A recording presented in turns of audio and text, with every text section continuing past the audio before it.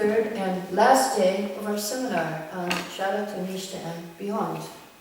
We have already discussed the level of Sraddha on the first day, faith, and on the last day we discussed about Sadhu Sangha, association with devotees, Bhajana Kriya, performing devotional service, and on our Dinavritti, you're going through the difficulties, the struggles, or the dark night of the soul. So we did have some homework for the last class. One of the items was to try to hear yourself chant sincerely. So how many of you tried to do that homework? Yes. I also tried to, and I found it very helpful.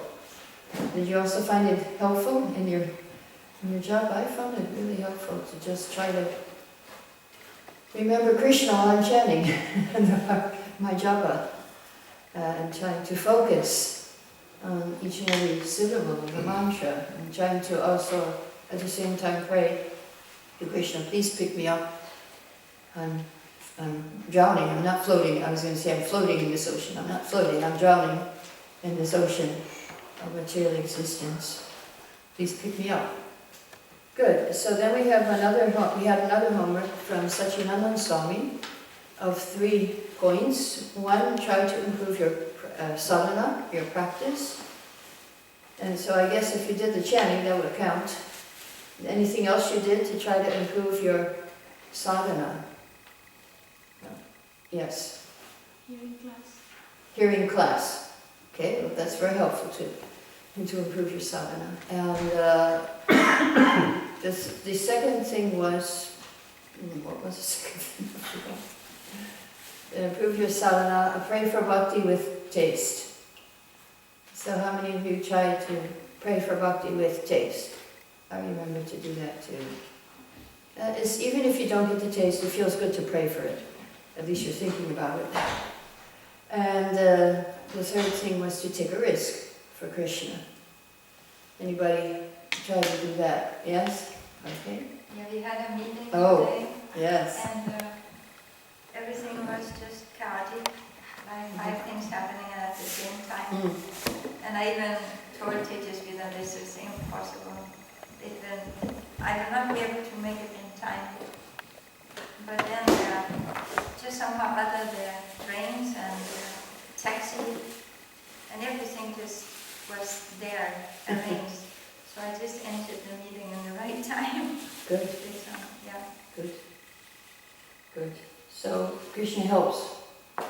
Krishna helps. If you take the risk, then Krishna is there to make up for what you lack. Maybe you lack some time. So Krishna made up for the time. And there's actually one story of one of my friends. The homework was to see the mercy of Krishna, I believe. Oh, see how Krishna protects you. And this is a friend in Ireland, and she was telling how, she had to go to see, she had to go to a very important meeting, but she had to go by car, and she had to make it to a boat, which was leaving, because Ireland is an island, and she had to go to UK, to the other side. And so they had about a half hour to get there, but they were in a traffic jam for 1 hour. Now the mathematics don't work, but they made it to the boat. I mean, so somehow Krishna stretched the time, and so they could make it to their boat. I mean, if you look at it logically, you say, this is not possible, that they're in this huge traffic jam for 1 hour, and they made the boat in a half hour. So, anyway, something to think about. And Krishna does change time if he needs to for us. We can depend on him. Anybody else take a risk for Krishna? Okay? The chance is still there. The opportunity is still there. Even if you didn't do it already, you can still do it. Okay, so today the fog will clear from our hearts, and we'll see the symptoms of Nistha and Ruchi, or steadiness and taste. And we start with verse 90. We're going to do 3 verses today. And I do have 2 extra papers here in case you don't have the verse. Looks like the men don't have any verses on this side. So you can share that.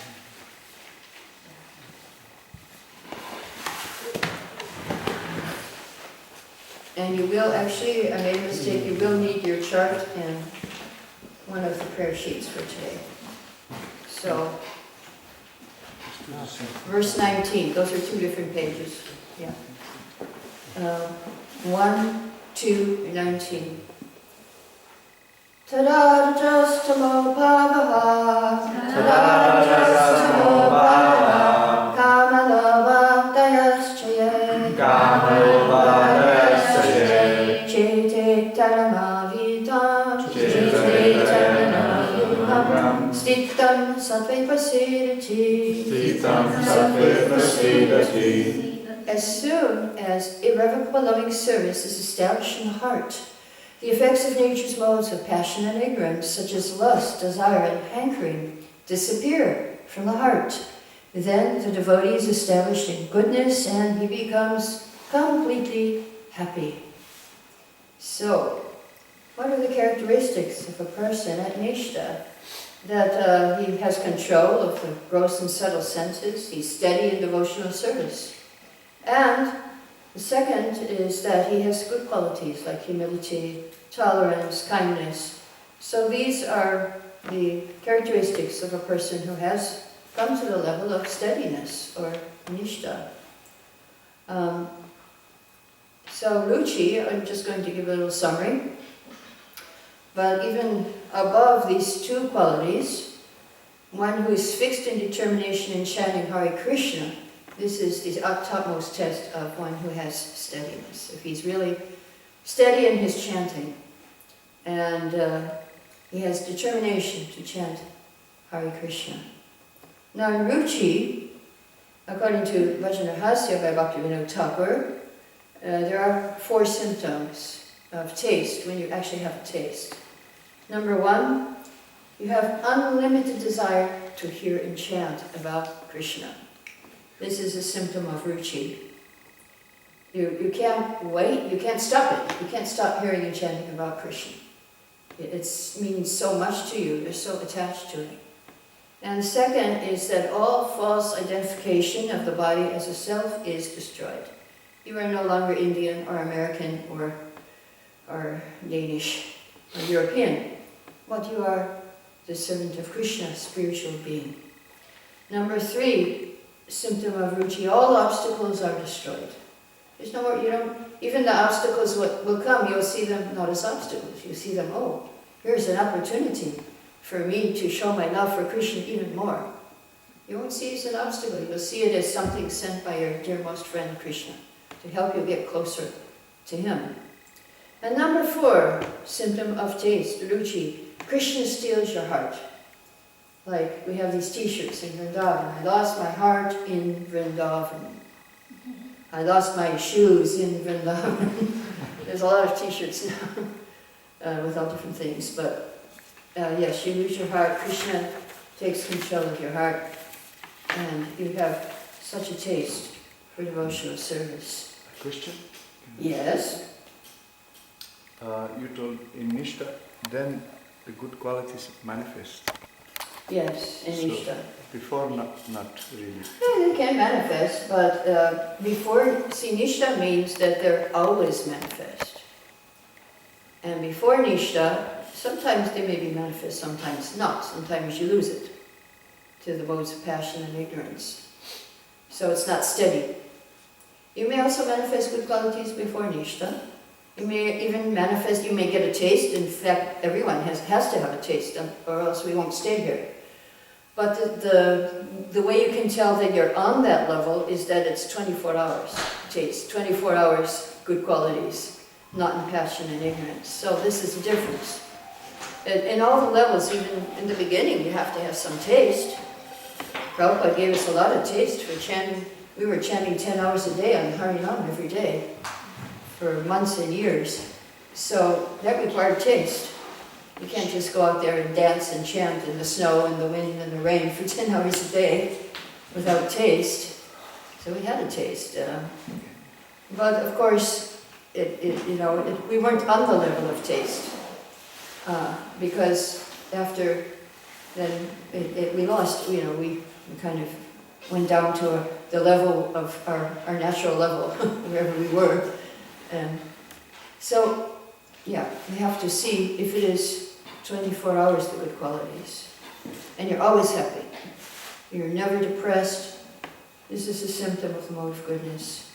So now again, we need these charts, which I made a mistake and said you can keep, but we do need them for today. So there's two, there's a chart and there's a prayer. I think you probably need, okay, you need two. I think on this side we're doing better. So here, you can, whoever needs it, raise your hand on the ladies' side. You need this chart of an Archana Vritti. Let's see, where is it? Like this, only it's white. It looks like this. It's a chart, but it's in a white color, which you did have before. Okay, I think the men are doing better. Now the ladies might need help. So, yeah, maybe you can give one. You have it? Have to give one. You got it. Okay, good. So you can share on the ladies' side in case you don't have it. Now, we did cover the left side of the chart on Saturday. Today we're going to cover the right side of the chart. 5 persistent obstacles faced on the path to Nistha. So these obstacles, when they're finished, then you will be on the level of Nistha, or steadiness. And you start from the bottom. Laya. Laya means sleep. I mean, everybody needs to sleep. That's okay. But this means don't sleep during japa and class. When you tend to sleep while you chant Hare Krishna, or tend to sleep during the class, then you have this obstacle here, laya. Otherwise, it's good. You sleep at night. You need that. And the second point is vikshepa. In fact, we'll concentrate on sleep for a minute. There was one temple in India, where my godsister was on the altar dressing the deities, and there was a loudspeaker. She could hear the class, the Bhagavatam class. Her husband was giving class. But all of a sudden there was a big silence. And she went out to see what happened. And she saw her husband was asleep and the whole class was asleep. Everyone had fallen asleep, including the speaker. So, it's, that is laya. That is this obstacle of, and it's also described that, very interestingly enough, that Nidra Devi, who is in charge of sleep, she comes to Bhagavatam class. And so you may see her appear there. When you see devotees sleeping, that means they're being attacked by Nidra Devi during the class. So, yes, laya, sleep, that is an obstacle to steadiness. The second one from the bottom is vikshepa, or distraction. Distraction means that you do something else while you're chanting, or your mind goes somewhere else while you're chanting. Now, something in this new generation that I have seen is that some of the younger generation cannot stop putting their fingers on their little phones at all. So this may happen during japa. You just can't wait to see what's the latest message from your so-called friends, or if the phone may ring, or so many distractions may be there. When I had a young child, when I had a baby, I had to get up at 2:30 to chant, because once the baby's awake, that's it, finished. You just have to be with the baby. So distraction is the second thing. And your mind may also be distracted, and your body may be distracted. You shouldn't interrupt your japa to get up and do things. If you're thirsty, you should always keep water with you during japa, so you can just take the drink when you need it. And the third obstacle is apratipati. And what this means is that you're not sleepy, you're not distracted, and still you don't want to chant. You're indifferent. And you don't have a problem. You're wide awake.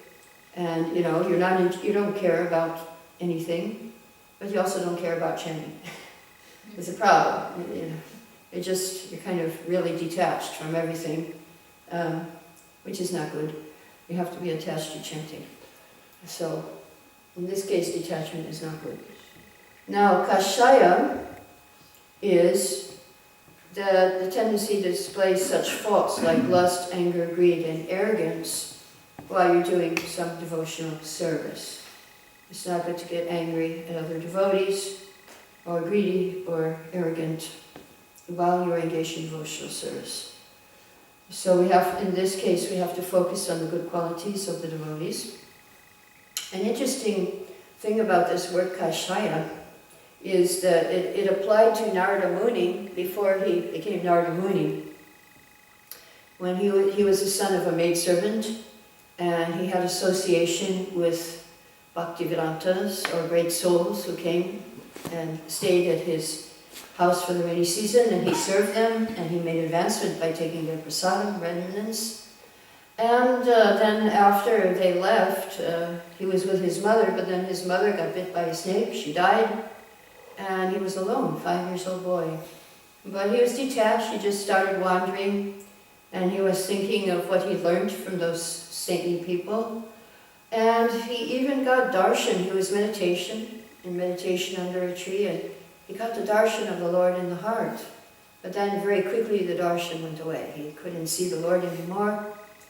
And then the Lord said, I regret to tell you that you will not see me again in this lifetime, because you are not free from kashaya.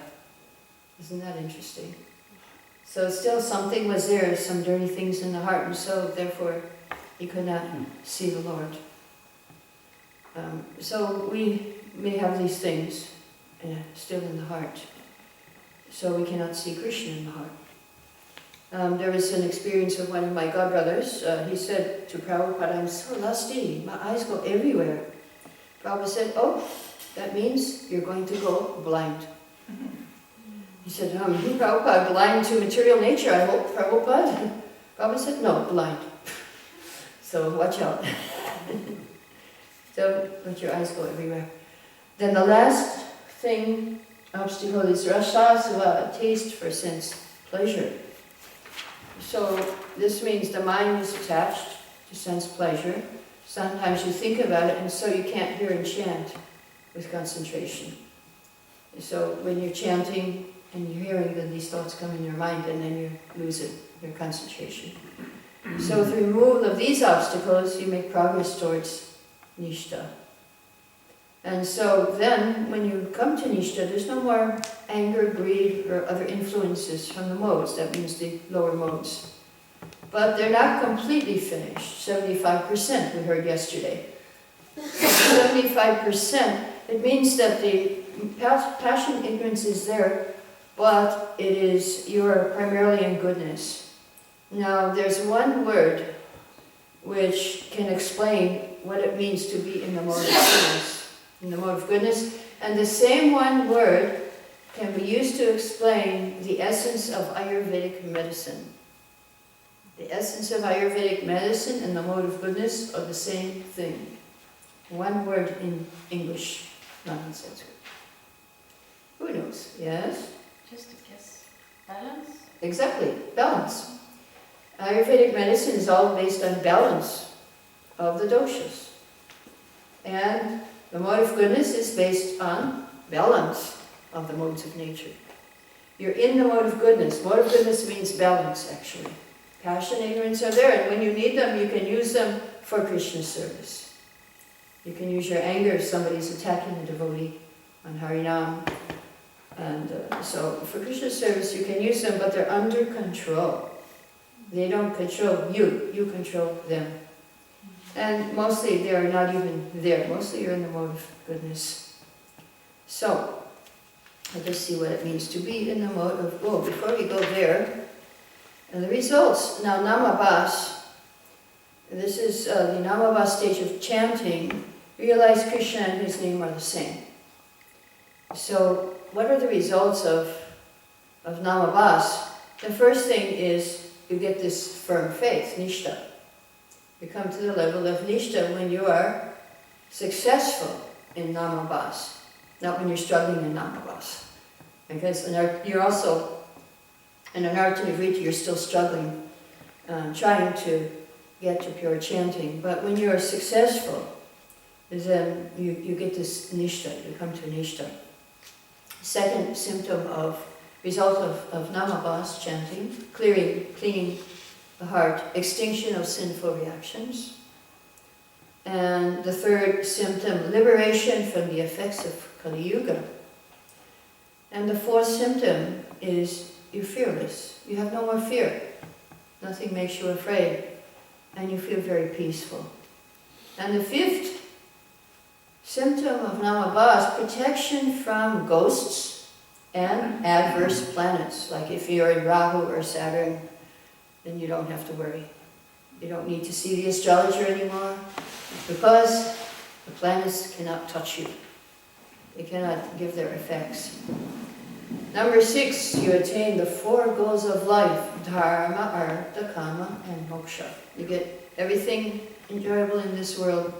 You get liberation, you get enough money, dharma, artha, kama, moksha, and you become very naturally religious. It's like becomes your nature to do the right thing. So these are effects of the clearing stage of chanting. And the 7th effect is that you're happy, spiritual bliss. So the mode of goodness, according to Bhagavad Gita, also there's 2 symptoms, knowledge and happiness. So in goodness, we're very happy. And Prabhupada says, if you're not jolly, that means you're in Maya. If you're not jolly, if you're not happy, then you're not in the mode of goodness. Easy test. You can test yourself. Am I happy? No? Oh, okay, well then some passion ignorance must be there. If you're always happy, always jolly, you're in the mode of goodness. This is a symptom. Then, Chaita etaranavitam. Vitam means piercing. So what is piercing our heart is the passion and ignorance. It's cutting us. Well, these will not pierce the heart anymore when you're in the mode of goodness and when you're in Nistha. So everything is in the heart. We're talking about cleaning the heart, removing the lower modes. And when you can stop this pinching of passion and ignorance, then you're joyful. Prasanatma, prasanamanaso. Even when you have problems, you're still happy. Some way or other, you're still peaceful, even if difficulties come. And this is our normal position. We're meant to be always happy. Anandamaya vyasa, that is the nature of the soul, to be always happy. Now, we also have to come to the point of Shuddha Sattva. We have to go beyond goodness to spiritual goodness. And that is when we realize, okay, now I have to do devotional service. Then that's transcendental. I have to chant Hare Krishna to follow the instructions of my spiritual master. At that time, then it says tada.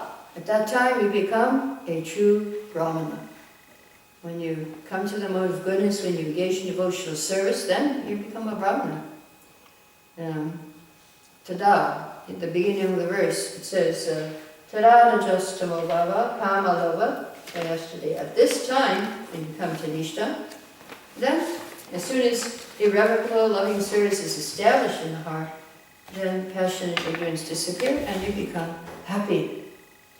So when you come to this level, then your mentality is, okay, now I'll give my whole life in Krishna consciousness. You want to dedicate your life. One time, Srila Prabhupada was talking to His Holiness Bhakti Charu Maharaj.